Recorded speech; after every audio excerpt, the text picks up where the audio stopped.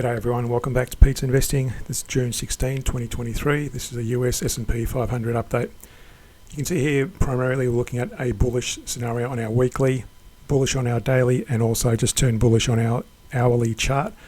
But let's look at these. We've got a divergence potentially still in play here, so I've got to keep an eye on that and make sure we don't get too aggressive or bullish in our movements. Again, these are just based on trends. We're a trend following strategy primarily. So here on the weekly, we look at the triple moving average and the moving average of the CCI 150, both showing bullish movement, and that's giving us this bullish signal down on the weekly. So primarily bullish trades should be taken. On the daily, likewise, the moving averages of both those indicators. But you'll notice here we've broken through this key resistance at 43.75. So we're going to move that. Again, we're just chasing that level there, and that's going to be our new resistance area at 44.40.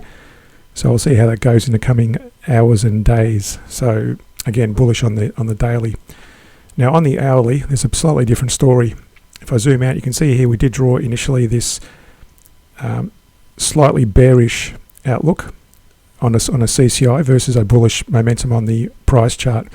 Now since then, we also saw this, I'll just get rid of this Fibonacci. We did see this shorter term bearish signal on the CCI against that bullish price chart, and we set a target. We said if it breaks below that, our initial target would have been, and that was the two levels of the Fibonacci we drew. I just deleted between that level there. So let me just draw that again so I don't, you can pick at any one of these low levels. I think it might have been that one. Doesn't really matter. We can redraw those targets. You can see there, once it breaks through that, your initial target would have been, we'll delete both of those. It would have been that secondary level here, the 38. I might have had the Fibonacci on the next level above that. So it depends where you draw the Fibonacci levels. That also impacts where the initial targets would have been. You can see that wick would have been executed on that little trade there. Now, where are we today? Let me just clear this up. Where are we today? Well, that little divergence executed nicely, but you'll notice this longer term one is still in play, meaning if we move, let me do that. If we move that like that, you can see there that's still in a bearish movement. Okay, that CCI is lower than that one. So on that wider time frame, that's still a bullish. So this is still a potentially bearish divergence playing out. Let me just delete that channel as well to make it a bit clearer. So again, the way you would look at this, you'd extend that to there to just be in line with that, the CCI. So you can see there a bearish CCI versus a bullish on the price chart, and that's a bearish divergence, so we expect it to break to the downside.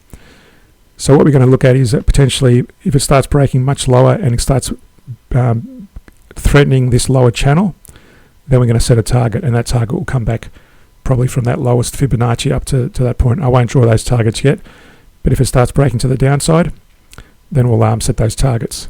Now for this to fail, for this divergence to fail, we need to see the CCI break to the upside, and that in line with the price movement. You can see there the CCI is still breaking to the downside, opposing the price movement going to the upside, hence the divergence. So for this divergence to fail, we need to see the CCI break much higher, and we need to see, I'll draw that, expand that again. In other words, we need a CCI break higher than that level there, up to this level here, in which case the divergence has failed. So that's where we are currently with the US market. Just be careful of that. That's also something similar happening with a few other markets like the Japanese market, the German DAX, and the Aussie market similarly. So just be careful of that. Even though all three timelines are showing bullish momentum at the moment, I'd be very cautious about going long. We must always respect these divergences because they usually work and they usually play out. But having said all that, you can see there, that's the short back test. It's the short back test in red and the long black test in blue, and only trade in the direction of the weekly and the daily, as I always say, to avoid averaging down, such as in those cases. This back testing runs throughout the whole period. There's no discrimination on weekly or daily trends. So to understand this and other trading strategies, reference the links in the description below. Subscribe to my Patreon page, where we also do scans of weekly stocks, currencies and commodities. Subscribe, like and share the channel. Thanks for watching, and see you in a future video.